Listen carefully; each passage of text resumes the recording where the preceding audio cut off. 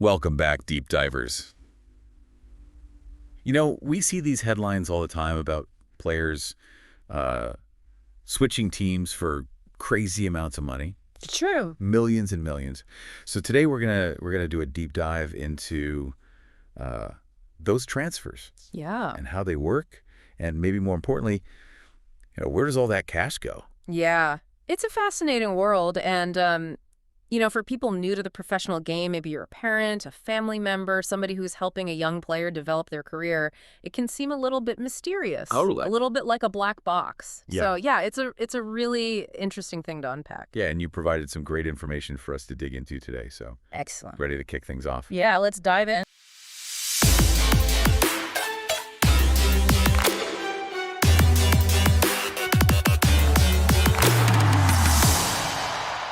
Okay, so let's imagine for a second we have a young player who's, really working their way up the ranks in their club. They're doing great, but then all of a sudden there's a bigger, more prestigious club that comes knocking on the door, wants to sign them. Yeah.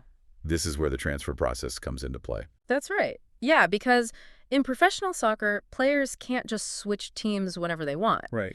Their contract is owned by their club. Okay. So for a player to move, the buying club has to pay what's known as a transfer fee to the selling club. Okay, so almost like a buyout clause of their current contract. Exactly. It's essentially compensation to the selling club for all of their investment in developing that player's talent. That makes sense. So recognizing that the selling club nurtured that player, provided the training, helped them reach their potential. Right, gave them a chance in the first place. Exactly. But I'm guessing the transfer fee isn't just some random number that clubs just agree upon. No, not at all. There's got to be some method to the madness. There is. There is. And it can range anywhere from, a few $1,000s to hundreds of millions of dollars. Wow. So it really all boils down to this complex mix of factors.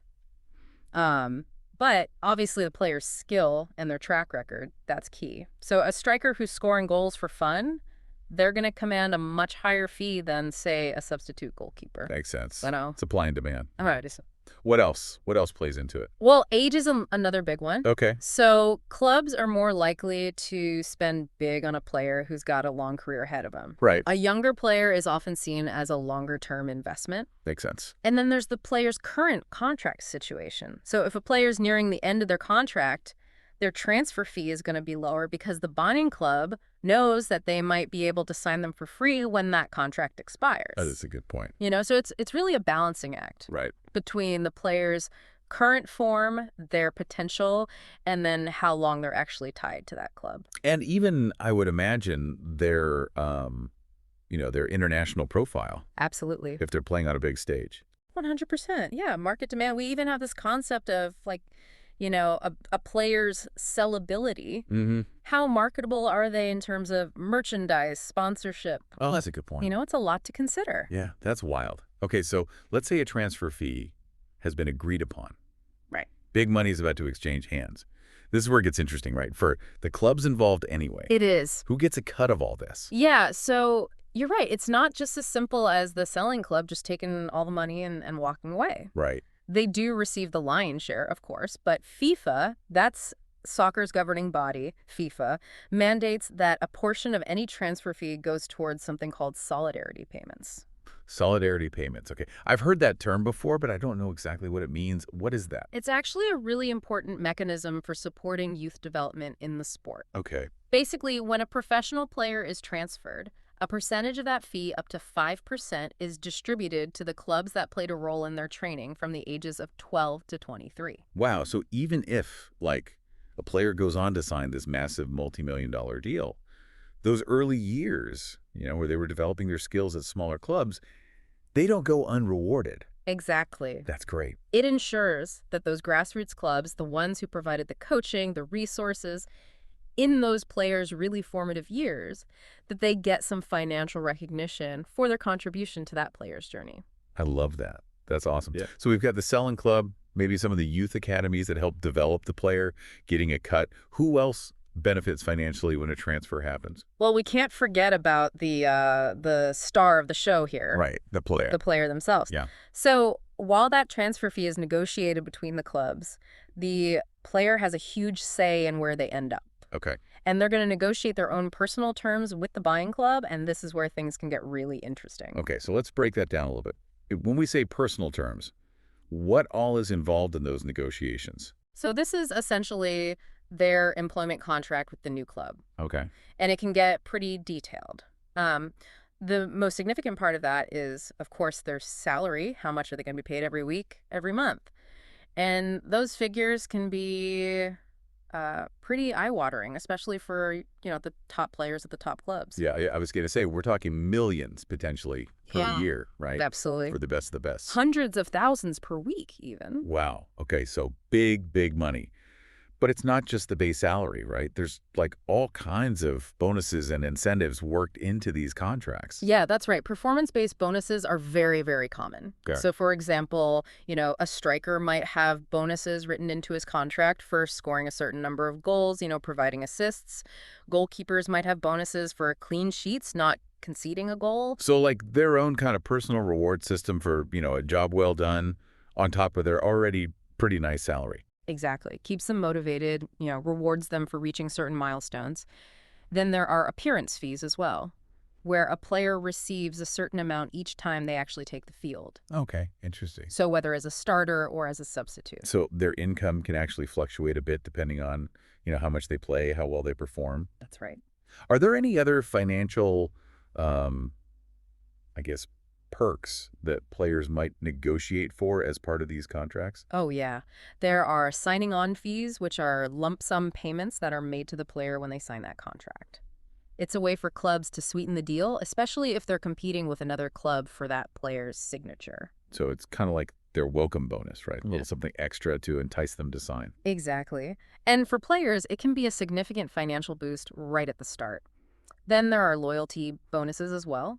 These are bonuses that are paid to players who stay with a club for a certain number of years, Okay. as stipulated in their contract. So if a player shows that commitment, they're rewarded for their loyalty. That's right. Yeah. It's a way for clubs to, retain their best players, build that sense of continuity within the team. Man, these contracts, it's amazing. They cover so many different scenarios. It's like a whole different ballgame than most regular jobs. It certainly is. And, we haven't even touched on image rights yet, which are a whole other ballgame when it comes to player earnings. Oh, right. Image rights. Yeah. So now we're talking about players' brand, right? Yeah. How does that all play into a transfer? Yeah, it's a key piece of the puzzle, especially in the modern game.